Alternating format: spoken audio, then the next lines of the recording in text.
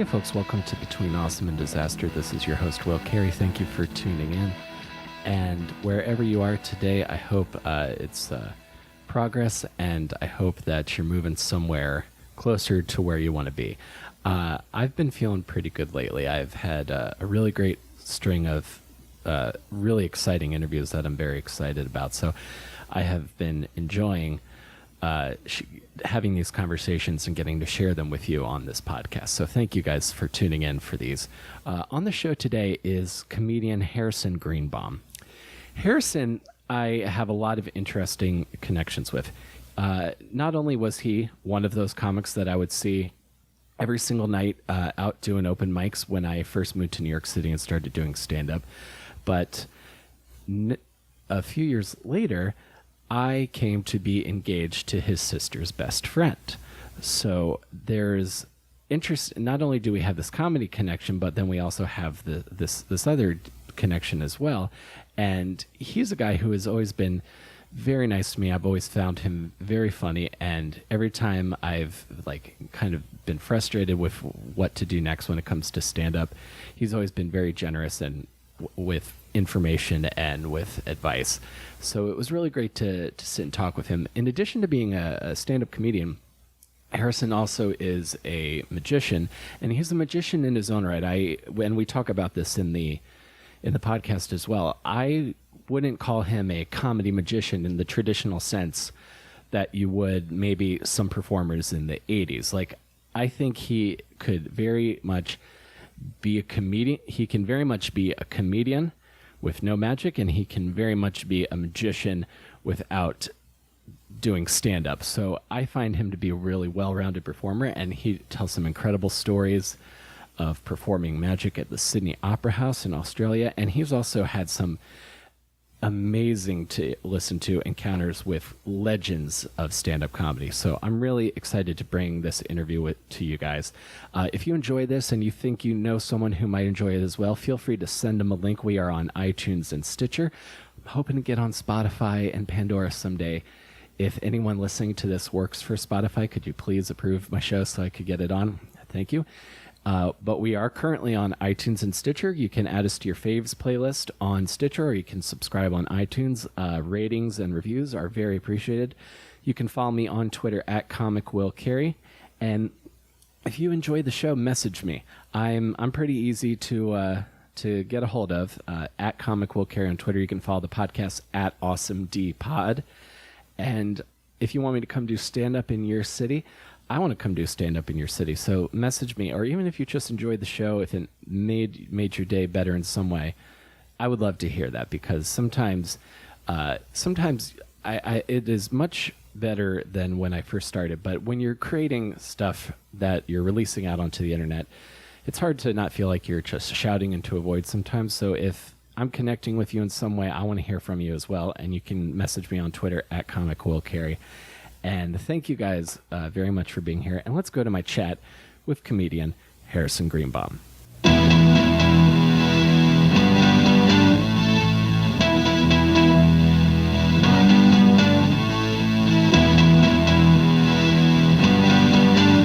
I mean, I guess there's very little value other than trying to hear if people are uncomfortable. Right. That's what I feel like. That's more of like a web stream thing, like a more because there's like a certain visual element that you would need to That's fair. to do a naked podcast. That's right. Absolutely. I think I met you like when I first moved to New York City. Yeah. I moved in 2010. And I remember seeing you at I would always see you at the Pit really late at night, and and I remember this. I don't know if you remember this or not, but you remember when the comic strip you had to do the late night audition. Yeah, you had to line up. I think like 300 or 400 people show up now. Yeah, or something crazy like that, and then you get a date like months in advance. I don't know if you ever saw it, but there's video of your audition.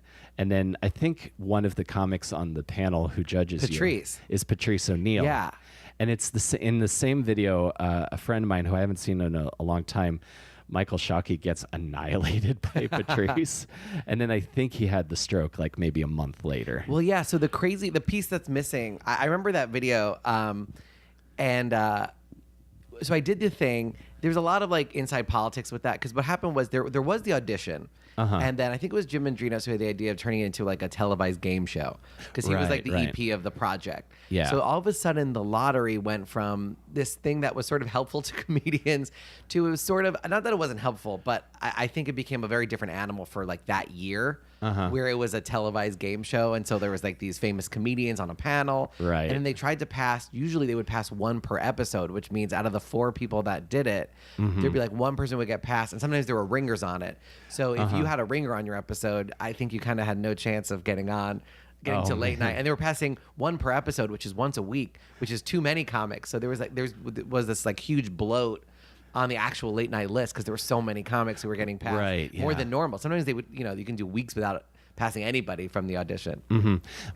But the weird thing was, I remember Patrice talking to me, and then later, like a few months later, because the timeline was that he had a stroke not soon after that. Yeah. Or soon after that.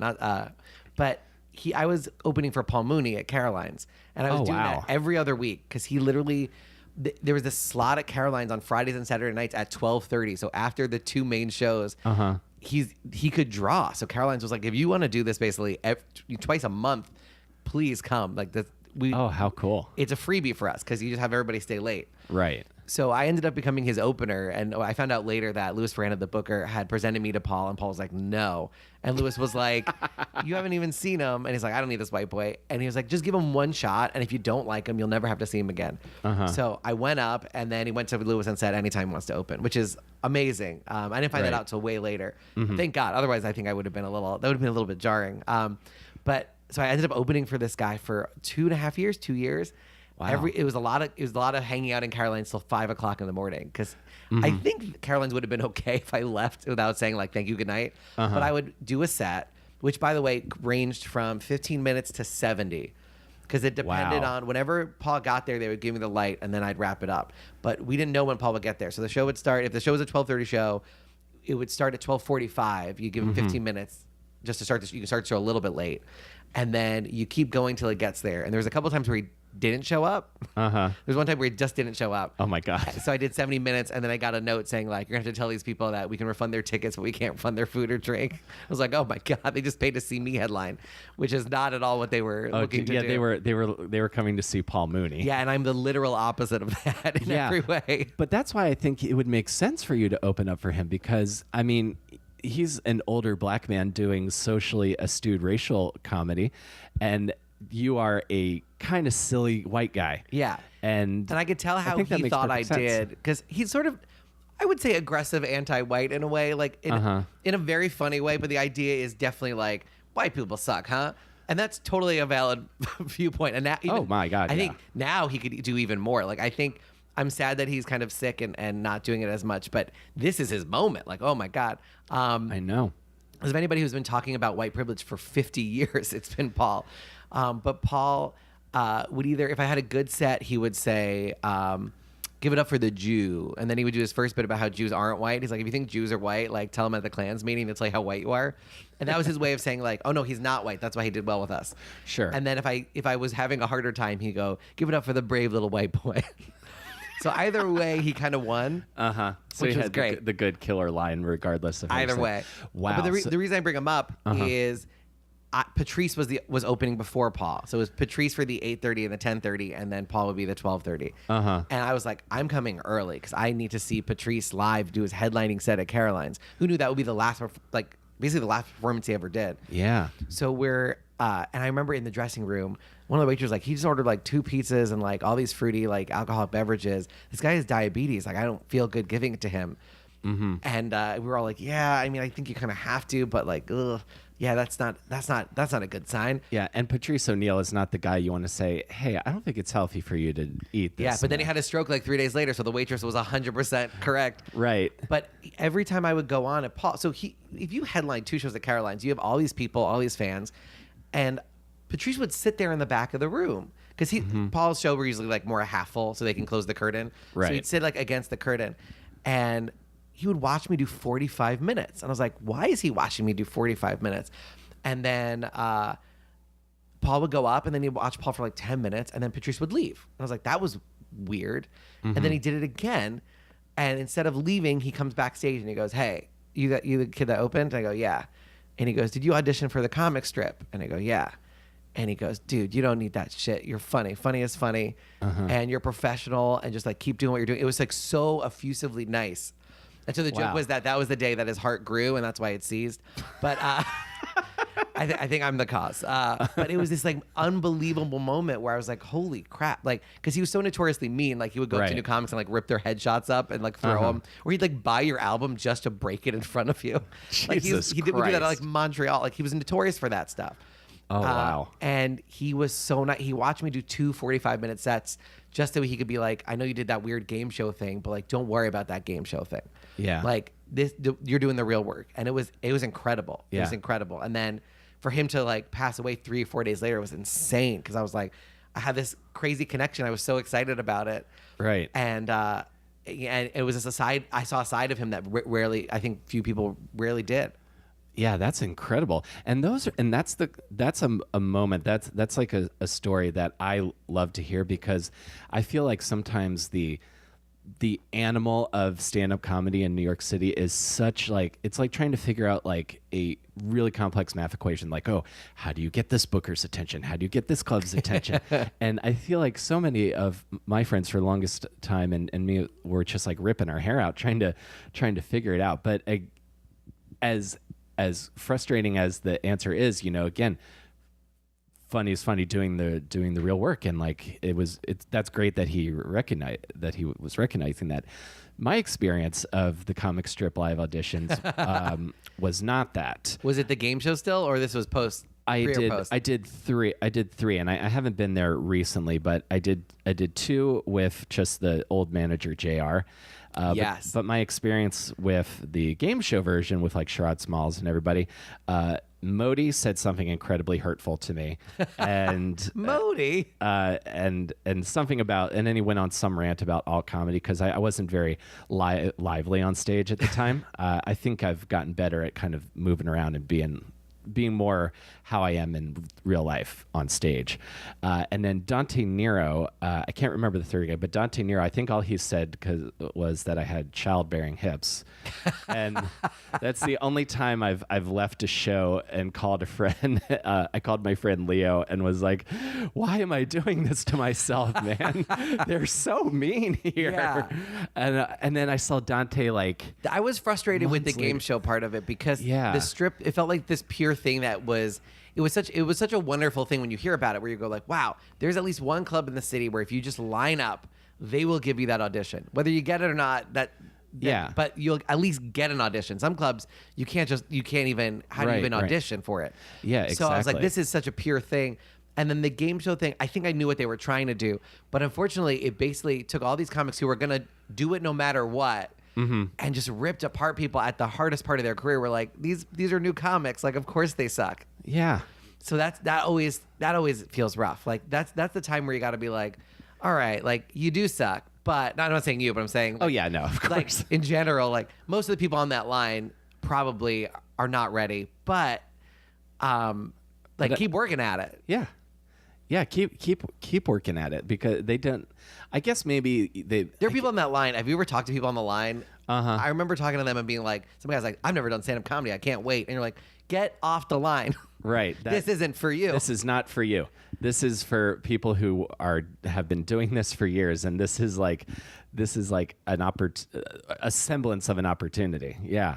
And then I remember I was with a comic on the other side who was a real comic, and I was like, oh man, how do you prevent those people from glutting up the line? Because that's why we're waiting 6 months for an audition, is because you have these people. Right. How do you determine that somebody deserves it? And someone's like, well, one is if somebody like, you knew another comic who's already passed. I'm like, oh, that's a good idea. And that we basically invented the comedy cellar system. Like as you talk through it, you end up with, oh yeah, you just need 2 comics who are passed at the club to recommend you. And you're like, oh, okay, that's why the cellar does it that way. Like you eventually just invent that system. Yeah, exactly. Which is a pretty good system, because I mean, if you're thinking about like showcase stand-up comedy where you see a bunch of people do 10 minutes, that's the best room in New York doing that, I think. And then I would say like, and I feel more like an outsider commenting as a fan. And then you look at like, I think Caroline's, maybe Gotham are like the best headlining clubs in New York. Oh yeah, absolutely. Yeah. Yeah. Although the Village Underground is doing a really good job, which is part of the Cellar. But they're doing an amazing job of giving like headliner nights on like Mondays, Tuesdays, Wednesdays, whatever. Yeah. And that room is such a hot room that like I think there are some people who are starting to do those one nighters there because it's like such a great space. Oh yeah, 100%. And you do the Cellar, yeah? Yeah. What's your experience of shows there? Are those? I hear it can be a very tough room, but it's a amazing room. I don't think it's ever been tough. I mean, I think because everybody who's there is there to see comedy. Like when something is sold out that much, there's so many people being turned away. So you actually have an audience that kind of is self-selecting. Like we are going to see the best comedy show in New York. So it's not that like I was conned on the street corner and sold a ticket. I didn't know I was going to see comedy that night. Make me laugh because I feel like this could be a scam. These are people who like waited a long time to see it, and they're told that everybody in the lineup in their head they're like, if I don't know who that person is. It's only because that person hasn't broke yet, but if the Cellar put them on, they must be good. So you're walking up with this, the audience has this feeling of like they must be good if they're here. So I think that makes it a lot easier for you. There are certain nights where it's very like touristy, like it's all tourists, and they're there because they were told like when you come to New York, you must see the Cellar. So they might even speak English, but they just want to say that they were there. So those can be slightly tougher, but also you have great hosts. Like you have some of the best hosts in the city. So even in those hard rooms, you have people at least who are in the front of it, like making sure that works the best that it can. Yeah, absolutely. It's so great to hear these stories from you of doing the best rooms in the city. Like I remember one time just seeing you like on the street down in the Village, like, oh hey Harrison, and I think you were on your way to the Cellar. It's because I remember when we were just like doing the two minute pit mics, trying to see if like the new bit works, and then and also because. And it's interesting because I feel like I have a lot of secondhand knowledge of and it was all those guys. I remember we were all at the pit, and I was like Norman and Sam and all those. Everybody was waiting. You know, it's amazing to see everybody like have hour-long specials. It's incredible. And the host of one of those 11 o'clock open mics, Michelle Wolf, is being attacked by the president now. Yeah, exactly. She's like a legitimate part of the pop culture zeitgeist right now, and I think that's just so trippy because. And to think that I remember, because I've heard, because I'm marrying your sister's best friend. Yeah, exactly. I've heard bury the lead. Yeah, bury the lead. So I've heard the origin story of you is that, like, first off, I guess your sister and Chelsea used to drink on your tab at Caroline's a lot and then just run out. Yeah. And I've heard of you like doing like the 6 o'clock or like 5 o'clock shows at Caroline's is when you first started comedy, right? Well, I think I was like, I never did the bringer shows at Caroline's. I did 2 bringer shows in my life. The first one, I didn't know what a bringer show even was. So I was like, wow, they love me. Like I sent an email. I would just go on Craigslist and I would search for comedy and I would send an email to literally anybody who said we have a comedy show. So somebody had posted, it was a bringer show, but it listed as come do perform at New York Improv at the time, which is now Broadway. But I was like, okay. So I sent in my thing. And I got an email back like, we loved your tape. You know, we just request that everybody brings friends so there's a crowd. But other than that, like it kind of hid the bringer-itness of it. Sure. And Mike Vecchione hosted it. Oh, Mike, he's so fucking funny. I love that Unbelievable. guy. One of the best. But I just remember that. So that was the first bringer. It was the first like real show in the city. And then I did another show where my friend, you only had to bring 4 friends, 4 people. And my best friend in the world since kindergarten, Andrew Eden, he did stand up briefly and he had like 8 friends showing up. So it's like, why don't I come and like claim 4 of these friends and I can get on. And the person who booked it was super unhappy with that. But I was like, that fair is fair. You said 4 people and he brought 8. So that counts as 2 spots. Exactly. If you're going to make math based on number of people, I have not changed your math. Oh yeah. 100%. It's just like, I gotcha. Yeah. Oh man. Bringers. I did the last time I did in New York. I tried to do a bringer at Comics. That's how long ago this was. And then everyone bailed on me. And then I just had to go and sit in the crowd with my 2 friends who did show up. And then I did one at New York Comedy Club trying to like, again, doing the thing of like, trying to get somebody to notice me. That didn't really work.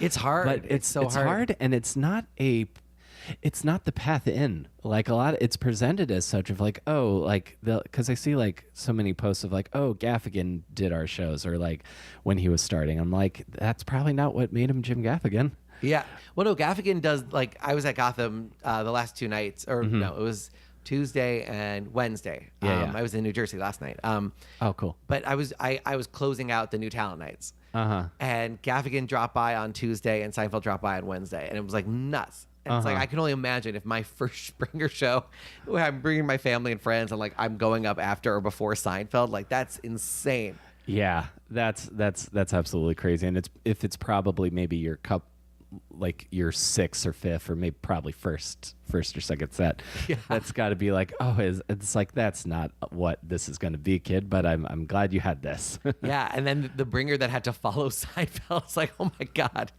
Like that's where you're like, all right, we need to have some kind of pro follow that just to make sure that that could be a hard spot. Yeah, that's a real hard spot. So, and you're from the New York area, right? Yeah. Dina and I grew up in Long Island.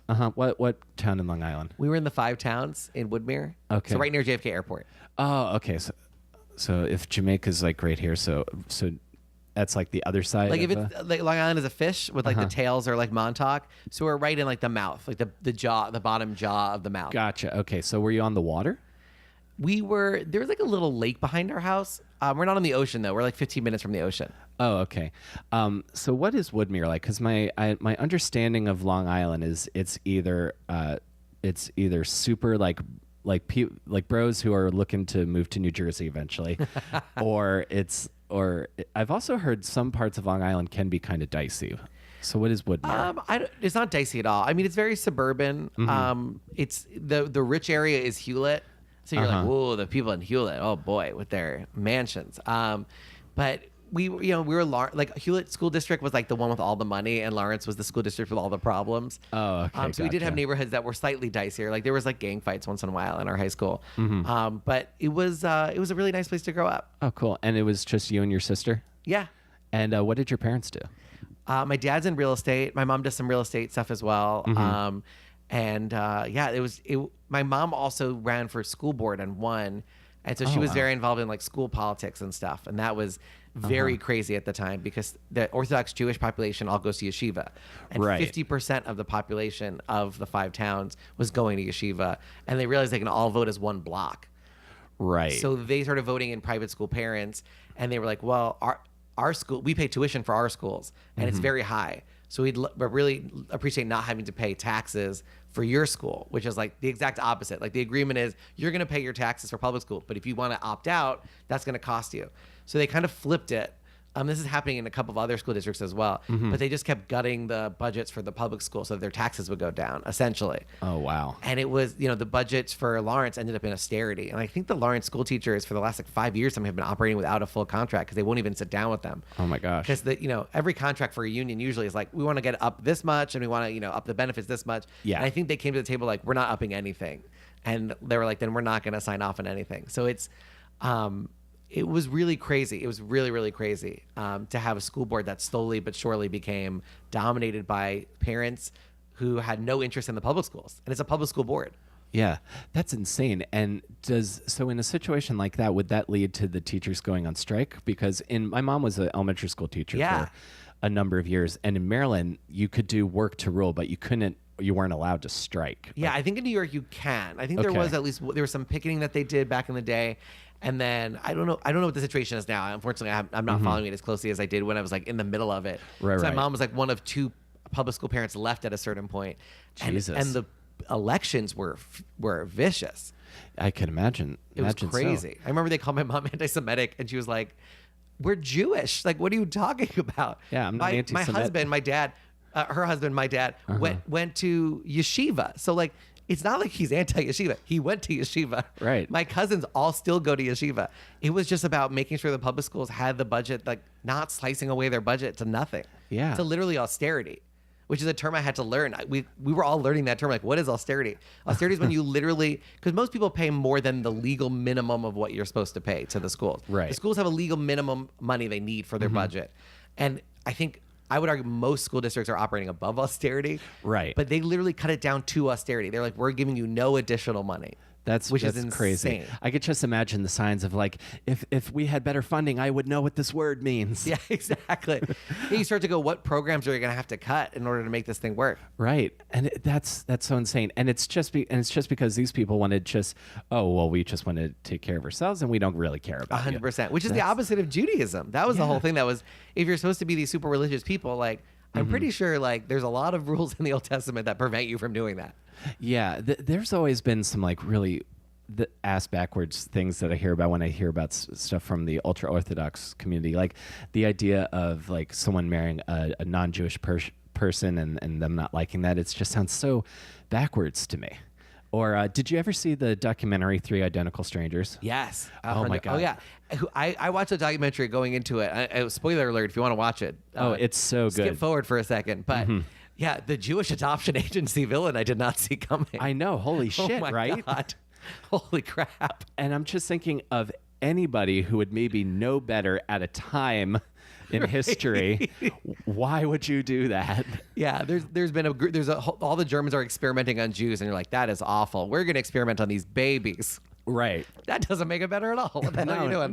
Not at all. It doesn't make it better that they don't know what's going on. Yeah, that documentary, that's up there in my like top. Like that Tickled, Dear Zachary, where there's just like that real like throw you for a curve twist in the middle where you're like, can't be real. I haven't seen that one yet, but what's that one about?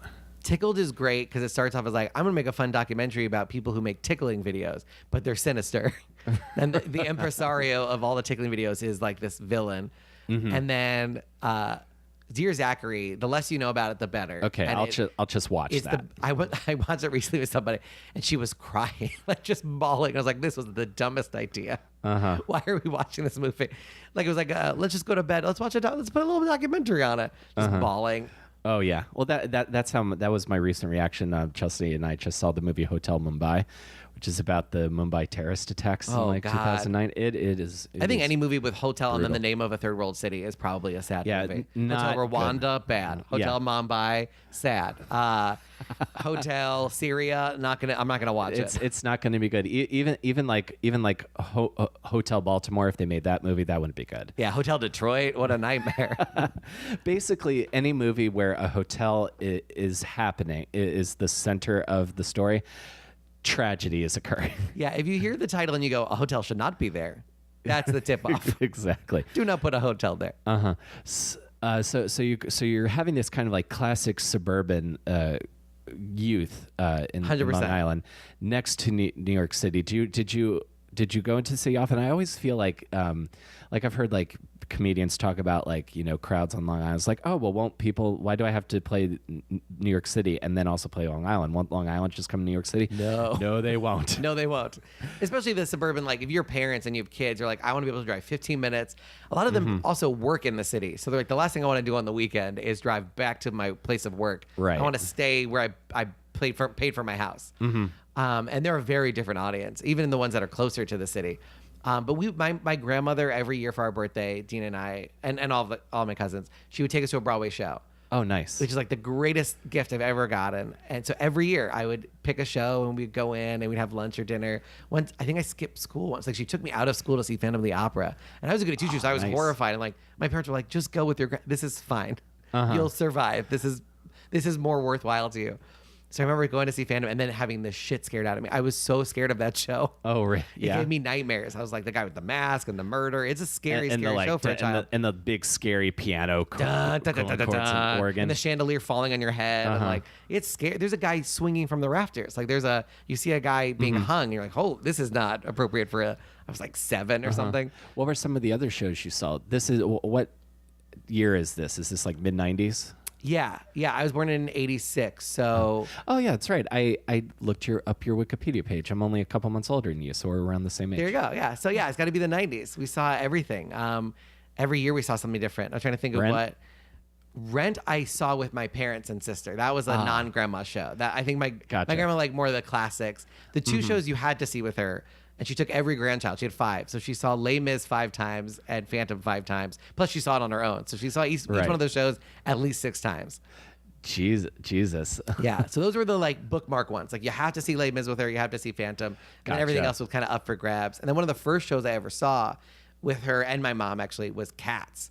which I tried to rewatch recently because there's like a tape of it.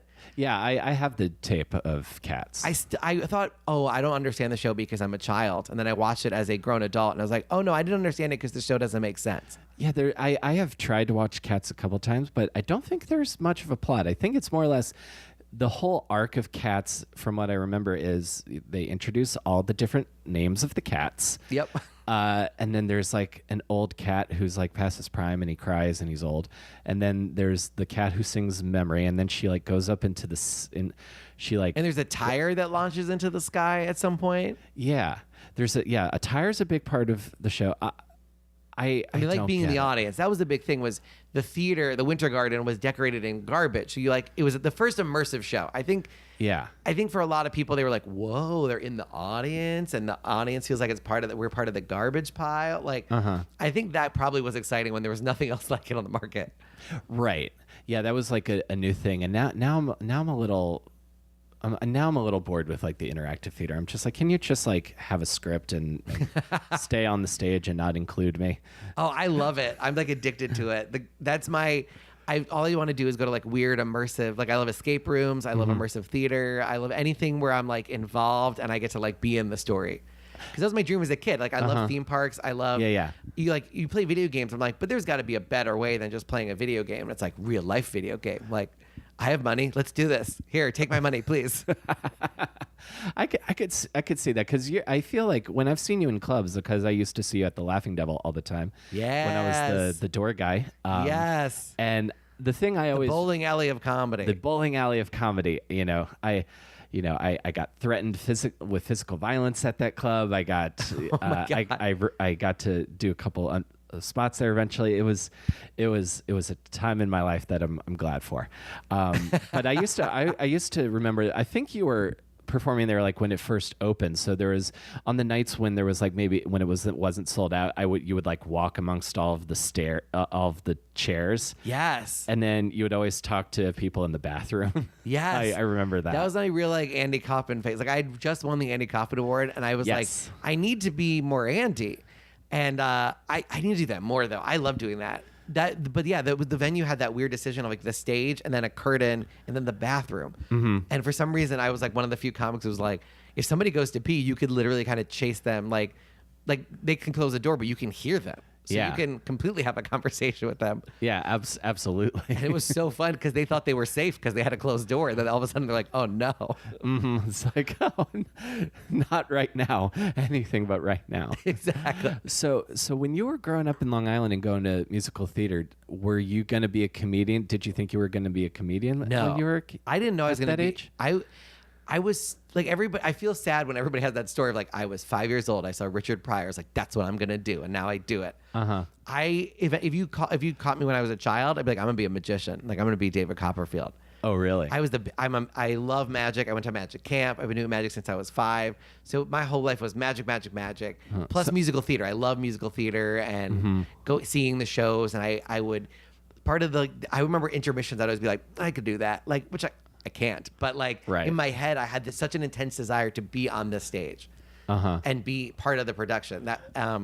So I always wanted to be in theater and live stuff. And then it wasn't until college where I started doing stand up and I was like, oh, I think this is actually, this engages so much, like all parts of my brain in a way that I really like. So magic was early on for you. Oh yeah. And what drew you to magic? Oh, it's like I've tried to figure it out. I mean, I think my dad showed me a trick when I was like 5 and I became obsessed. And my parents were very good about if I had an interest, they would support that interest, whatever it was. And probably to their horror, that interest never faded. Right. But they would take me to magic stores and I would see magic shows. And I remember seeing Joseph Gabriel and Magic on Broadway. And there was this Brooklyn Community College series. And I think I saw Lynn Daly, I think it was. But I saw magicians there. And then when I was 14, I went to magic camp, and that really sealed the deal. And I was like surrounded. I remember just being so excited because talking about living near the city, traveling to the city and being able to like go to Tannen's magic store was like the greatest experience in the universe. Oh, wow. Like going to a magic store, like it was a store that sold magic. Like how much better do you get? It's like better than a candy store. Yeah, and then the guy like is showing you like, oh, this is a good trick, and does he show you how to do it, or do you have to? No, like, he does just it go because and he's a figure it out? salesman. So he'll do a miracle and he'll be like $30, and you're like, oh yes. I'll save all of my allowance. Please just tell me how to do that. And okay, so and it was David Copperfield, and And then you buy it, by the way, and it's a suction cup, and you're like, God damn it. it's like this probably should have been $15 or The trick that I remember feeling the most burned, because you get magic catalogs. Now you can just watch YouTube videos, so I think you can't get away with it now. But I remember Magic Max, which was in Times Square before they really Disneyfied it. So my parents would like horrifyingly like take me to 42nd Street, and it's like sex shop, magic store, sex shop, Lion King. So that was the block. So I would go to Magic Max, and I got this beautiful catalog, and I would page through it, and it was like float anything, no wires, no threads, no magnets. And I would sit there trying to figure out how can you levitate something without any of those things. And I couldn't figure out how, nothing supporting it, no wires. How can you float something without that? And I buy it, and it's this box, and it's a tiny box. I'm like, what's in this tiny box? And it cost me like $15 or something. And I open it up, and it's a fake thumb with a suction cup on the end. And so you're supposed to just like stick the suction cup on the object, if it'll hold, and then you kind of hold your hand in a way that they can't see the suction cup. right. I was like, God damn it. This is the worst. Yeah, I've seen I watched those like Secrets of Magic that Secrets of Magic documentary with like the masked magician, and I think that's one of the ones he did, and I was like, maybe we shouldn't know how the tricks are done. Or like, or even like, I remember when I first heard who Chris Angel was, and I know like they had the joke everyone made about him is like, he's kind of a douchebag with magic, but I legitimately thought the walking on water trick looked cool. Yeah, it did. It looks really cool, but then if you like really want to figure out how it's done, it's like, oh, he's just got clear platforms in the water and it's angled a certain way. Yeah, I mean, it was interesting too, because that was like sort of represented as if it was impromptu, and you're like, that requires a long setup, right? Like, and also this person who swims under it can't just be a regular person, because that person has to know that if they swim the wrong way, they're going to swim straight into a clear platform. So you have to swim exactly in the right area. Right. So there was a little bit of like fudging going on, but yeah, it's. People always, every time you do a trick, they go, how do you do it? And you're always like, you don't want to know. Sometimes you do. Sometimes a method is so clever that I just want to tell somebody like, oh my God, you would not believe the lengths I've gone for this effect and how insane and like intricate and beautiful this thing is. But most of the time it's really dumb. And if you find out, you're just going to be sad. Right. Do you like Penn and Teller? Love Penn and Teller. I saw their show. Love them. I saw their show in Vegas last year. It was so fun. Oh, it's so good. I saw them on Broadway when I was like, I think it was end of high school or beginning of college. And I was like, shit, like, why isn't all magic that cool? Like that good and that, like as a quote unquote comedy magician, I would define myself as a comedian with magic as opposed to a magician with comedy. Right. That's kind of everybody else. That's how I would describe you as well. Like, I think you're like, I feel like, because I feel like you could do either or if you had to. That's one how I always is not describe propping it. up the other. I always tell people, I go like, if you want to just, why am I different than any other? Like we're close to Passover, so why is this magician different than all other magicians?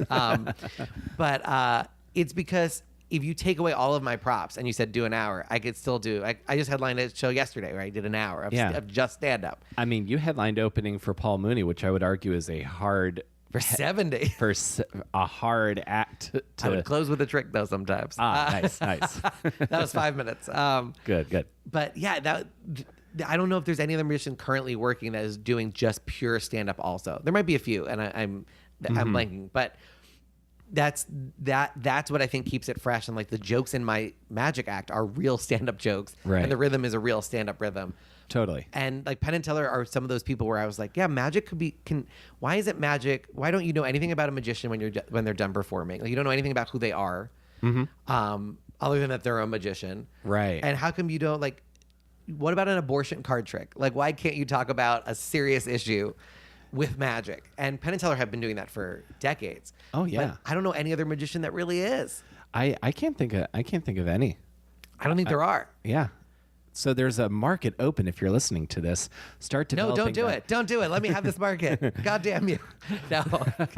Could be like the first. Could be the Bill Hicks of comedy magicians. Be like the first woke magicians. Just be like, I'm going to pull a rabbit out of the hat. A rabbit is a symbol for how capitalism is running rampant over our lives in American society. Well, there are a couple of magicians who have attempted the terrible jam in a metaphor thing. Like, I'm going to talk about a very serious issue, but use a very magic-y magic trick. And that's like, Penn and Teller never did that.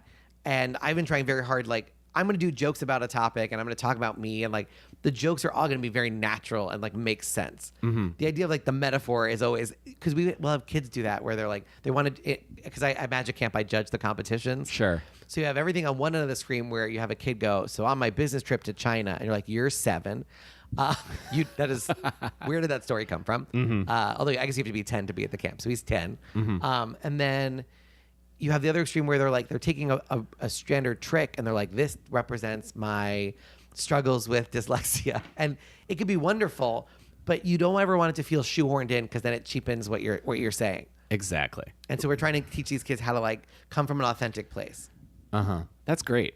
That's really solid, and that's also what I think. I once lost a ball to testicular cancer. Here's a sponge ball. And you're like, what? No, don't do that. Please don't do that. Right. Well, I'm glad that you're teaching that because again, like teaching someone to be authentically themselves. Again, I feel is what will help them be unique. Because I think of, and this is something I've tried to move away from. Like when I first started doing comedy, I was like really focusing on like set up punchline kind of one-liners. You have to. You got to do that to learn joke structure. But now I feel like since the advent of Twitter, everyone can write the same joke really quickly. So I'm trying. So I'd been trying to focus more on well, how can I do a joke or do a story that is very unique, that is very specifically how I would do something, and I feel like that you're teaching like authentic magic, I think is great. Yeah, it's all about that point of view. Like, yeah, I remember Rick Jenkins at the Comedy Studio. He was like, "It's going to take you 10 years. It takes 10 years to get like good." And I was, and in my head, I was like, "This is Harvard brain being like, I'm going to beat that. I was going to work twice as hard and do it in 5." And you can't do that. No. It takes 5 years to learn the skills, the craft, the writing the jokes, how is a joke formed, how do you make your act better, right? And then it takes another 5 years just to figure out how to use those techniques and put it in your voice. Yeah. And then you've just begun your journey. Now 10 years in, you're starting. Yeah, exactly. And you're 10 years in, and you've got like the foundation. Now you have to build on the foundation with all of that stuff you've been reading about, like marketing and catchphrases. Right. Get her done. Yeah. So now this is you say you don't have an origin story, but this is the origin story I've heard about you secondhand. Ooh. So and I'm saying radioactive this spider, parents murdered. I'm saying I'm the this king of a weird African country no one's heard of. That would be great. I'm gonna combine them all. It's like, oh yes, my parents were the king and then they were murdered, so I am now the king and my wife is the spider. Yeah. He's white spider bat. So I'm asking this for the listener. Where did you go to college? Harvard. Now, is Harvard the? Did I say it with the right tone? There's no good way to say it. I could have been like Harvard, or like there's no. I always feel like an asshole every single time. Well, it's just he says while sitting in my apartment, and then right over my shoulder is my diploma. Oh yes, I'm looking at it right now. I didn't. Well, I guess it'd be better if you. If I just pointed to it silently, or if you just took it off the wall and we're just holding it the entire time we're having this conversation. So, I have two questions about Harvard. So my first question is it the academic excellence, like institution of like of brilliant minds, higher learning, like everyone who goes to Harvard is a million times smarter than the rest of the country? Is that what your experience of Harvard was? That you're like, oh, I'm among the greats of academia? Well, the professors for sure. Like, so every time you take a class, you're taking a class with the guy who wrote the textbook or like the seminal thing. So like everybody else is learning about like this study, and you're taking like in psych class, you're like, we're gonna study this unit on this guy. Like that guy would teach it. So like when I was doing my thesis, I was using a thing called the IAT, the implicit attitude test. So I got to like set up a meeting with the person who invented the IAT, and she had just done an interview with like Oprah, and then she sat down with me. She's like, "Oh, I actually have a couple ideas like that can make this better." And you're like, "Oh my god!" Like, why is she talking to me? Like, this is incredible. Wow. So the professors absolutely are on another planet, and the kids are smart. It's one of those things where like Harvard can fill its class probably 20 times over based on its applicants. If you get rejected from Harvard, it doesn't mean you're not smart. But if you got accepted, the odds are that you are, to a degree. I mean, there's a lot of other ways you can get in, as we found out from all these college admissions scandals. Right, of course. It's like, wow, how did that person doesn't seem very smart. How did he get in? Oh, his last name's on a library. Okay, that tracks. Now that makes sense. Those line up. Yeah. Now the story I'd heard about you is you were studying. What was your major? Psychology. What I've heard about you is that you were going to Harvard, you're studying psychology, and then at dinner you told your parents, I'm going to be a comedian. I'm going to be a magician comedian. Yeah. Well, that senior year, so I'm figuring out what I'm going to do. First I told them I was going to be a folklore and mythology major because I was taking a class on childhood literary culture. Okay. Childhood and its literary culture was the name of the thing, and it was about basically kids' books. Which is like the best class ever. So we had to read Harry Potter and Alice in Wonderland and have very academic discussions. Right. That sounds like a great class. That's the kind of conversation that I feel like I have with comedians all the time. Getting really serious, intellectual on the silliest things. Exactly. So it's perfect training for comedy. Perfect. So we're having, and it's a seminar. So we're with Maria Tatar, who literally still publishes like the books, the ultimate like translations and forewords to any like Nordic anthology of German myths or whatever. That this is the woman that you go to. Like, she's the best. Right. And she's like having a private seminar with us, and we're talking about Alice in Wonderland for 2 hours. It's like amazing. So I decide, well, that class was so fun. Whatever that topic of that class is, I want to make. So I'm a folklore mythology major. And my parents were like, no. We've been very nice, but we're not paying to send you to college so you can do Study fairy tales folklore. as a major. Absolutely not. There is somebody out there. There's at least 5 people in that program, I think, every year. Right. So somebody's coming home with a Harvard folklore and myth degree. And I do not want to be there when the parents find out. Right. So then when I was like, I'll be a psych major, they're like, thank God, as long as it's not folklore and myth. Sure. So I was a psych major, and I think in their head, they were like, he's going to be a lawyer. There's no pre-law at Harvard, so at least not having a pre-law was not an indicator. So they kept being like, oh, you're going to be the LSATs. Are you going to take the LSATs? Like, nah, like we'll pay for tutoring. Like, do you want to get a tutor for LSATs?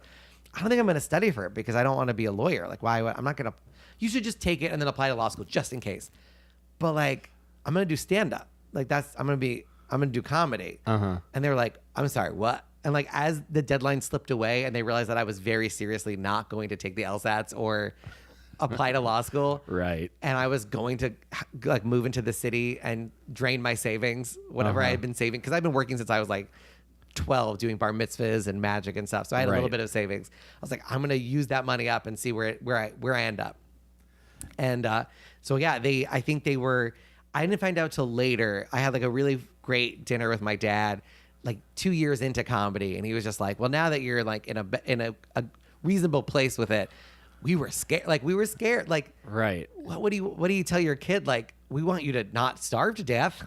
Yeah. But we also want to support you, but like, we want you to be alive, Yeah. And I feel like so that's the best version of it, is to be scared but not tell your kids. Like, that's the best. They're the best parents. Like, that's incredible. Yeah. Well, I'm glad that they didn't make you like not do it, and then you have to have this whole like tragic runaway story, and then because that's when they would get murdered, and then like you'd start like doing, Geraldo. Look at Geraldo. I just finished reading his book, not his book, a biography about him.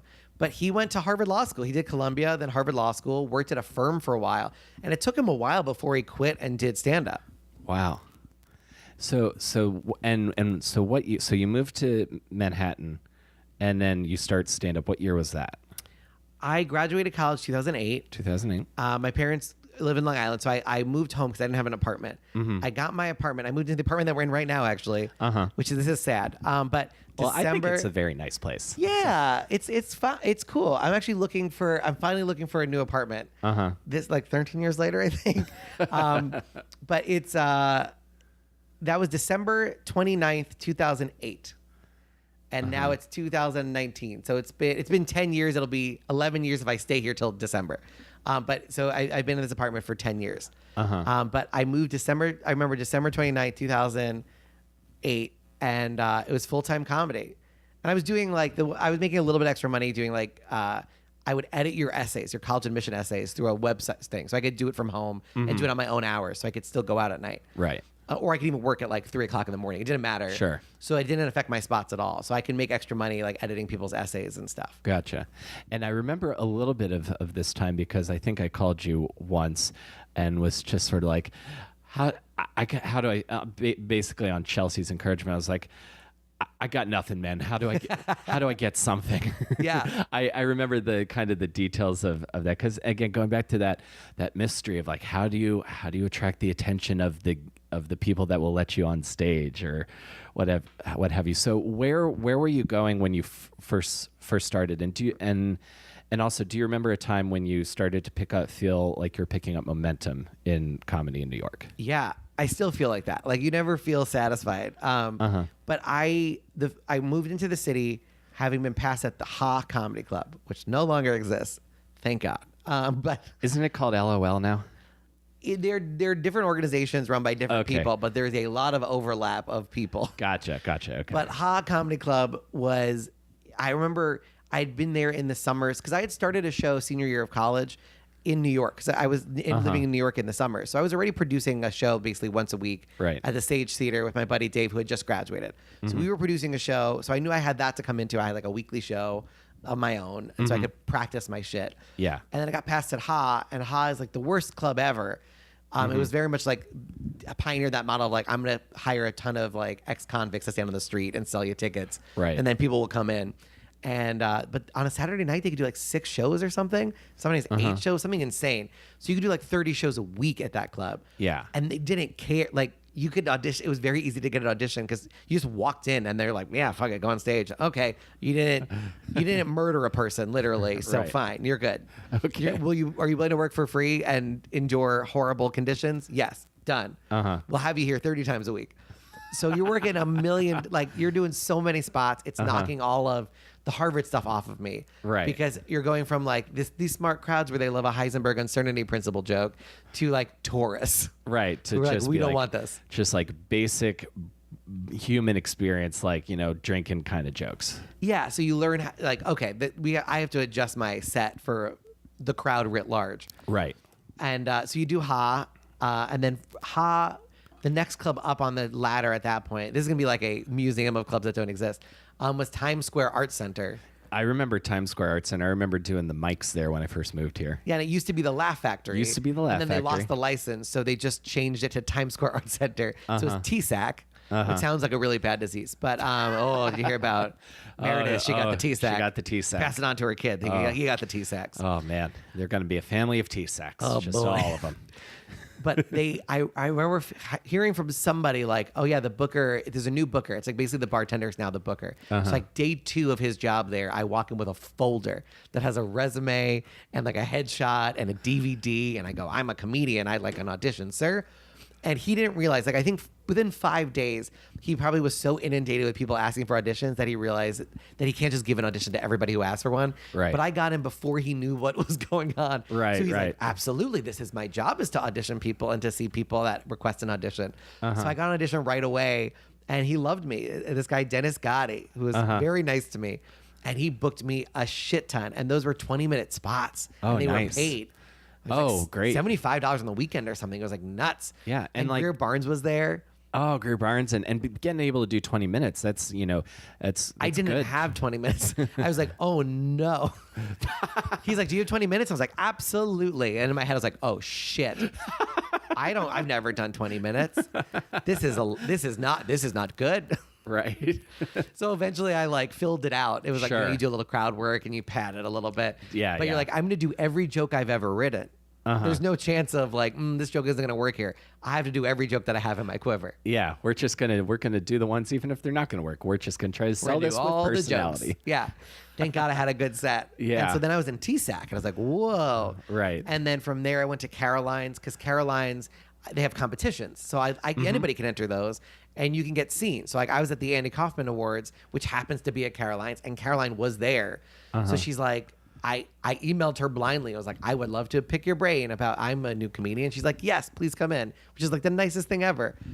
And that corresponded with John Panette, who I'd met in college and had given me his cell phone number because he's also one of the biggest sweetheart. Oh, John Panette. He was the get out of the line, that guy? Yes. He was so funny. I'm sad he's dead. Me too. Especially because like he was always the fat comics who were always like, John, you need to lose the weight. Like, it was a bad idea. But he was losing the weight. He was like in the process of like slimming down when he had his like, his what I think was a heart attack or something. Yeah. And it was just like, he was doing the right thing. You know what I mean? It wasn't right. like, there's some comics that are just like so fat the whole time. And you're like, what do right. It's just crazy. But anyway, I'm trying to think of, why can't I think of names? Anyway, it doesn't matter. But John was so nice at Harvard, and he was like, because he was just coming in to speak as a speaker, because he was around Boston, and he knew somebody at the campus, so he came, and he goes, "Here's my cell phone number. When you think you're ready, text me, call me." Actually, I don't think it was even texting. It was that long ago. It was like, call me. Right. And you can open for me, which is an incredible offer. That's so And great. I sat on it. I sat on that number. And then when I got the meeting with Caroline, I called John and said, I see that you're at the schedule soon. I just performed at Caroline's. I think I'm ready, or I think I'd like to do it. And I come into Caroline, and Caroline goes, "Oh, do you know John Panette?" And I go, Yeah, I do actually. And she goes, "Well, you should open for him." And I was like, "Well, he said I can open for him either Thursday or Sunday of his weekend that's coming up." And he said, "I'll talk to him. You'll do both." Nice. And so I did a Thursday and a Sunday, and that got me into the lineup of like opening for people at Caroline's. So all of a sudden I had 3 clubs, and I was also doing all of my producing. I was producing 3 shows a week at that point. Right. Oh, wow. Just running around like a crazy person. So between all of that, all of a sudden I was like working. I was really working. Yeah. And you got open mics, and you got indie shows, and Yeah, totally. That's awesome, man. and then there were some clubs where it's like you're working at Caroline's, and then you're trying to get past it. Like I remember Dangerfields was like the hardest club. I got past at the Cellar before I got past at Dangerfields. That's It was wild. crazy. Who's at Dangerfields now? I've done one set there, and the old owner Julius liked me, but I could never. He was never the owner, so he was just an outside producer. Oh, okay. Julius did not. Julius did not. Yeah, Yeah, he's no longer there. Yeah, because I've done one show there, and I enjoyed it. I feel like it's like this is where they film those young comedians specials. Yeah, and it's unchanged. It's a time capsule. Yeah, exactly. Oh my God, yeah, it's like a portrait of what New York was like when that club was built. Yes. Yeah, I like it there. I generally like, I feel like, I'm in show business at a comedy club. Yeah. It's a kind of fun feeling. Like I love doing alt shows because I feel like you can like be a little more experimental or like try new things. Like whenever I'm at a club, I feel like a real responsibility to do as well as I possibly can. Yeah, and then a theater is like the next where you're like, oh my, that feels a big theater.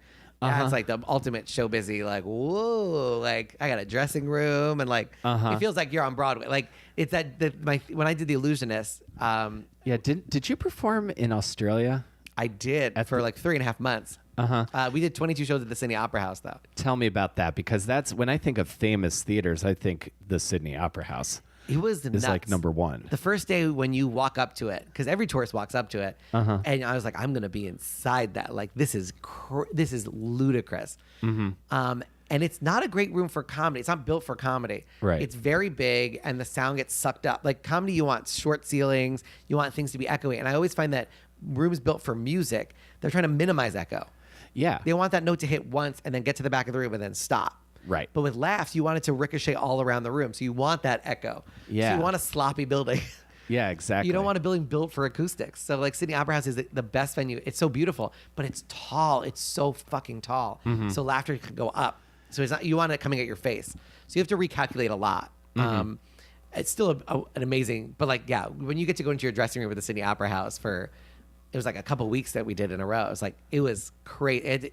I had to keep reminding myself, because there'd be times where we did 3 shows in a day, which were exhausting because I was hosting it. So I'm on stage for basically 2.5 hours straight. Wow. With little breaks here and there, but you can't even go to your dressing room because by the time you get to your dressing room, you have to introduce the next act. Right. So 2.5 hours, 3 times in a row, and then you have to immediately go home because you have to wake up and start it over again. So you're like exhausted. Yeah. And I had to constantly like do these checks with myself where I'm like, don't ever complain. Don't ever be upset. Like you're at this. Like this is an incredible opportunity. Yeah, that's amazing, man. I remember seeing when you were posting about that. I was like, that's amazing.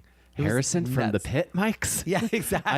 I always come back to that because it's just it's so thrilling to me to like all these people that were like my peers, like I was in the mix with everyone, and now to see you like on TV and like doing like huge beautiful famous theaters. Or I remember messaging Adam Conover when I was going to work one morning, and I was like, and I saw his first post billboard for Adam Ruins Everything. It's crazy. Yeah, because I remember just like doing my first audition set at the Laughing Devil with that guy, and neither of us got passed, but another guy whose name I can't remember did. So just think about like, just be like, and now I'm also like doing as stuff that I enjoy. So I'm not like I'm not counting on Steve Hofstetter giving me like a spot on a Friday night for my happiness like I used to be. It's really I'm still great that way to though. see. If I have only one show on my calendar for a night, or like, yeah, it's like a drug. I get that itch.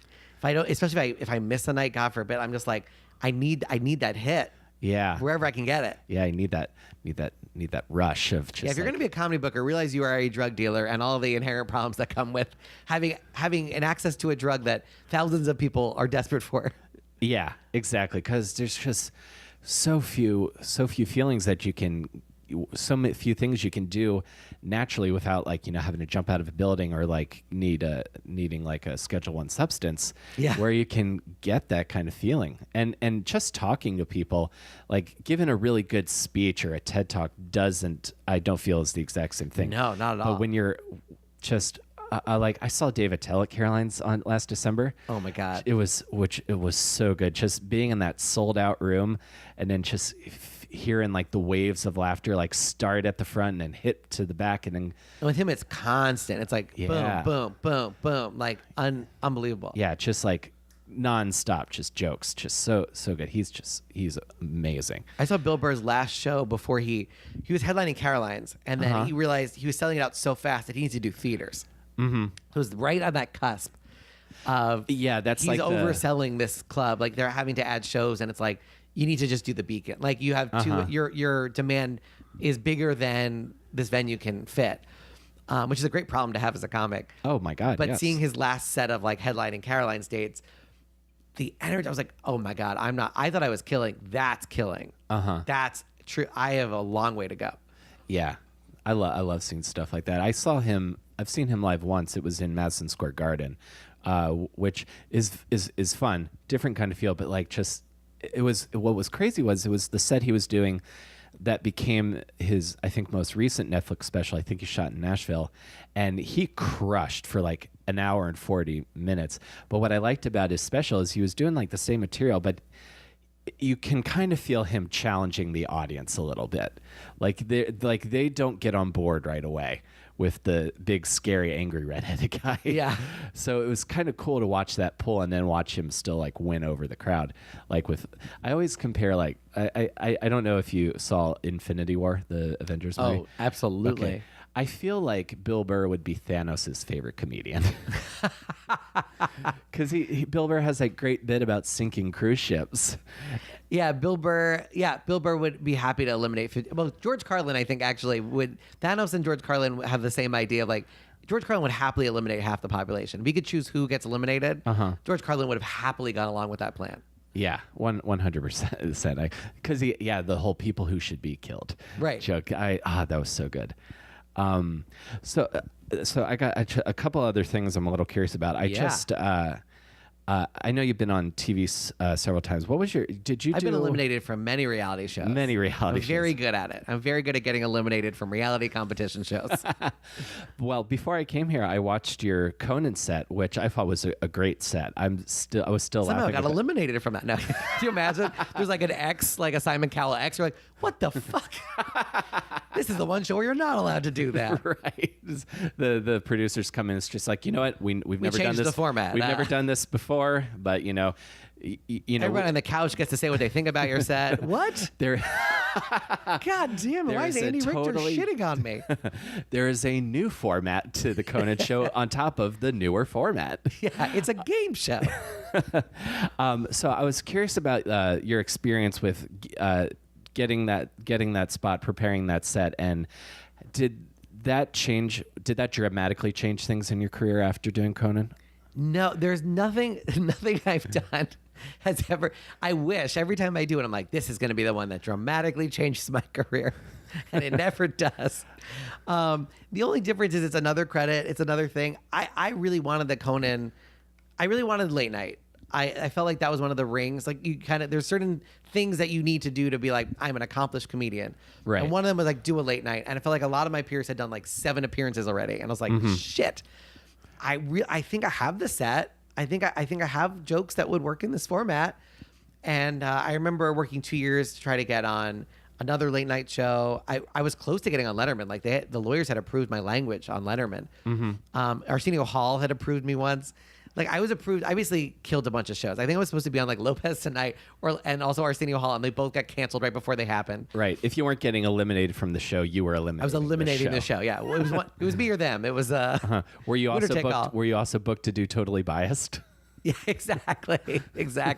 Because I think Josh Gondelman was going to do Totally Biased and the show got canceled. Oh, that's so rough. Yeah. It's so rough. But the Conan, I emailed the booker directly with a set. I said, here's my set. And I gave him like 9.5 minutes of material. And he said, this is totally your call. We have to cut it down to like 5. These would be the jokes that I would choose, but feel free to not choose those. And any of the jokes that you sent me will be fine. So I think there was one joke we disagreed. I was like, I'm actually open with this. And that was the only change. And then I sent it to him. He's like, it's 5 minutes and 30 seconds. I would cut this joke. If you just send me a tape that's 5, we're good to go. Okay. So I sent him the 5, and then it's like radio silence for like months. I'm like, oh no, what happened? What did I do wrong? Right. And it's just like, once you have it, there's no reason to have any further conversation until there's a date. So I get an email on a Friday afternoon. I'm just like ready to relax. And I was like, I have a pretty chill weekend ahead of me. I only have a few spots each night. Like it wasn't crazy. And I get the email, you're going to tape the show on Tuesday. Do you want to fly out Monday or like Tuesday morning? And I was like, I'd like to fly out Monday if that's okay. And I was like, holy shit. I need to book a ton of spots. Right. And I did 22 shows in like 4 days or something like ludicrous. Yeah, it was 22 shows. Wow. In 4 days. Just boom, boom, boom, boom, boom, just running. And I don't know if that was maybe too much. Although who was I talking to that's like the maestro of like, Jake Johansson, who's done a million. Yeah. He's in a million. Jake's amazing. Yeah. So I remember asking him, I was like, because Colin Quinn was always like, I don't want to overdo my set before late night because I want it to feel fresh. And I was like, Jake, you're the master. You've done more probably than almost anybody. Maybe Gulman. Gulman's done a lot, but Jake did more Lettermans than anybody else. And he was like, no, you do it until it's like autopilot. Like even if you like, you can do it in your sleep. Like do it to death. And so that's what I did. I could do that set in my like backwards and forwards without like. And but Conan was so pleasant. I was so used to doing these reality shows where you wait 15 hours to go on. Yeah. You don't know how it's going to go, and their best interests aren't necessarily in mind. Because if you do poorly, that's also good TV. Right. So they're not necessarily your friend. Conan, they want you to have the best set ever. They're on your team for sure. And so JP, the booker, is like the nicest man. Conan is super nice. Everybody's nice. It's super happy. And you get to just do a great set and have fun. And they're always like, treat it like just a set though. They're like, if you want to talk to the audience, like talk to the audience. Like treat it like you're in a club doing a set. You know what you're doing. Yeah. And it was so fun. It was so fun. That's great. Yeah. I loved the bit about the supportive boyfriend of the woman going to Mars. I watched that and then I was like still laughing on I met somebody who knew her. Oh yeah? Oh no, I met her actually. Oh, did she hear that joke? Yes. Oh. I met the lady. Oh, I'm so glad to know that. Yeah. Did she think it was funny? I think so. So. It was one of those things where like I was talking to a guy who's in the Explorers Club of New York, and it's like I think you have to find something, like you have to, which is very hard to do now. Like everything has been explored, and so like the article is about interviewing people at the Explorers Club because it's like, well, there's nothing left to explore, so do you want to go to Mars? And the girl was like, I would go to Mars, and my boyfriend's very supportive, and I was like, boom, joke, got it. And somebody was like, this is the girl. I was like, what the heck? Like what? What? That's amazing, man. That's awesome. And this has been really great. One thing I also wanted to ask you, you were a warm-up comic for Katie Couric. For Katie Couric for a year. A whole year. How are those sets? Because you've got to like be super clean and also be kind of a cheerleader in the middle of the day when they tape, yeah? Oh yeah. And it's at 9:00 in the morning and I didn't want to give up my spots. I was like, I'm still doing the same schedule of stand-up, but now I have to be up at 7:00 in the morning, show up Right. to the studio, be ready to roll at like 9 or 10. And I made it a deal with myself, which was probably a bad idea, which was if I'm going to do this, I need to get better at stand. Like it's to better my art. So I'm not going to be one of those warm-ups who comes out and does like a dance competition. I'm going to do jokes, even though that makes my job 100 times harder. Yeah. Because if you just walk out and you put 3 of those, housewives on stage and you go dance, it's the easiest thing in the world to kill with that. Right. So that made my job a lot harder. But it was good for me because I worked out, you're working out jokes, figuring out what jokes work, and you have your little set list. And like, this is and Katie was really hard because some shows were serious. It was like, this is the show on cancer. And you're like, oh my God, how do you do warm up for that? Right. So that's hard. I bet. And then they took the show to LA, and then the guy who was doing warm up in LA, who I actually love, this guy Gary Cannon, who's the warm up for Conan. So when I did Conan, he stopped by. Oh, cool. It was so sweet. Gary stopped by. Gary's amazing. And then one of the guys in the band for Conan, his kid goes to magic camp, so he stopped by. And then another person in the band knew this other guy that I was working with. So all these people kept stopping by my door, like, "Hey, this guy said to say hi." So it was like just this wonderful, like, warm feeling. But so Gary does that. He does some dance stuff though. And so when they come back, they're like, "We really like the dance stuff. Like, you should do the dance stuff." So I was like, okay. So for like the last month, I was doing like a little bit more typical warm up. And then when I did that, I was like, oh, I know why they do that.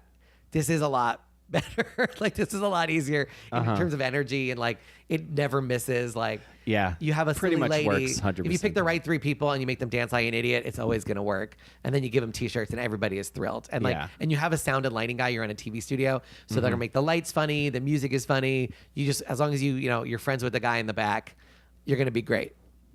Gotcha. So that definitely was easier, but it's an interesting experience. I walked into it thinking like, I'm going to be so funny that they're going to put me on the show. And that is the worst possible way to walk into a warm-up gig, because that is not your job. Right. Your job is not to get on the show. Yeah. Your job is to make the show better. Make the show better. And if you're on like a Rachel Ray, where Rachel Ray uses her warm-up in the show constantly, this guy Joey Cola, who's like the godfather of warm-up, that's great. But it's a tough gig, man. There's some people out there, like Ryan Reese has been warming up Seth forever. I think he's doing a documentary on warm up right now. So that's going to be really fascinating. I can't wait to see that. Yeah, that it's going to so be interesting. Great. So there are guys who do it. And it's one of those things that's like, I'm glad I got out of it eventually. I would still do it. It's still a muscle that I have, and I'm glad I have it. But yeah, it's funny. Like, yeah, it's a hard fucking job. I would hope that if I ever got like on a panel on TV, I'd acknowledge the warm up, because that's like, that means the world to them. Yeah, absolutely. As it would mean to me.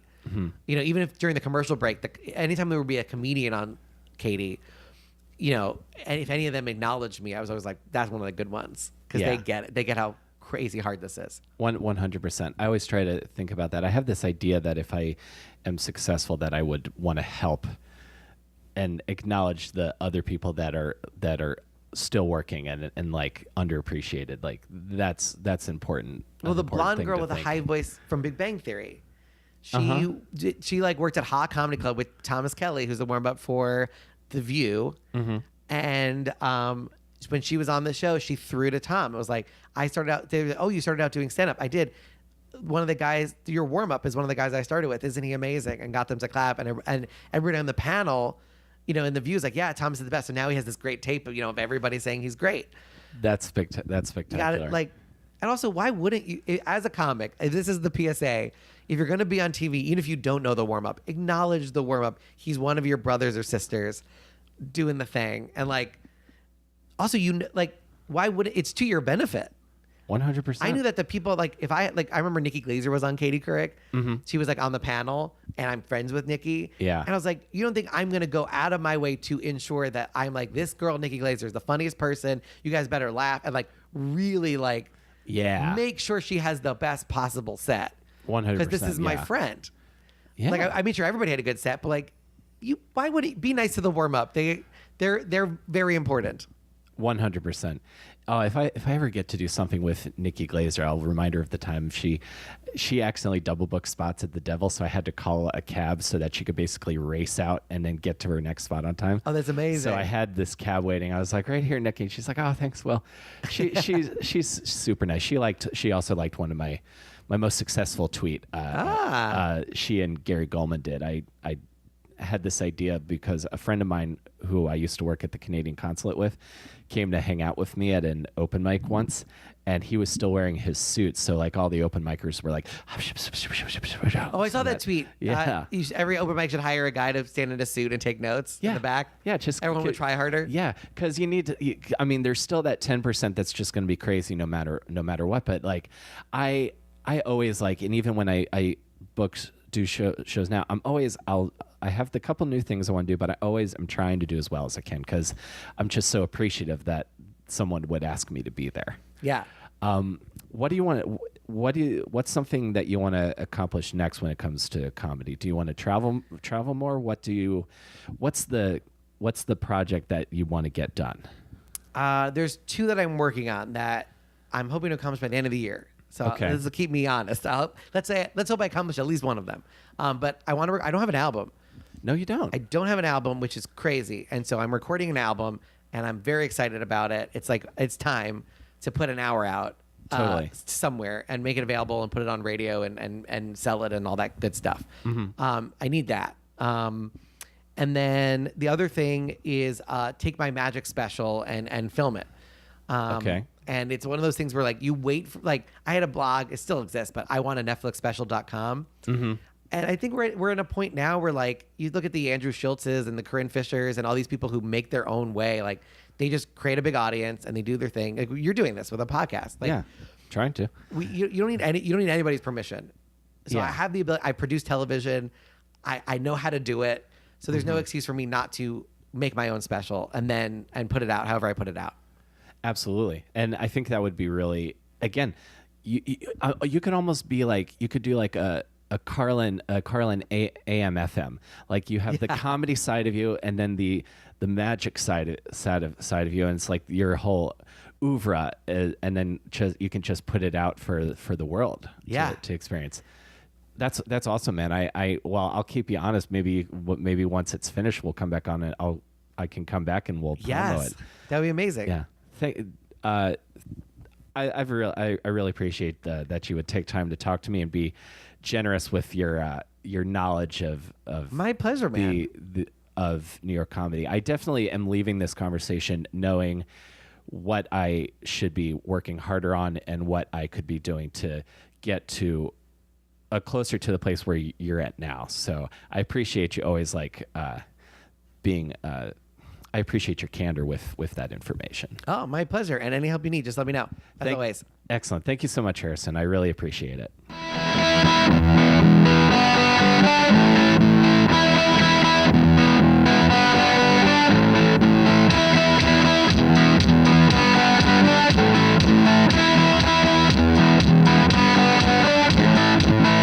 That was a really energizing and inspiring conversation, and I did leave that with a clear plan of how I can not only continue to grow this podcast, but also to boost my stand-up as well. So thank you, Harrison, very much as always for your time and for your candor. I really appreciate it.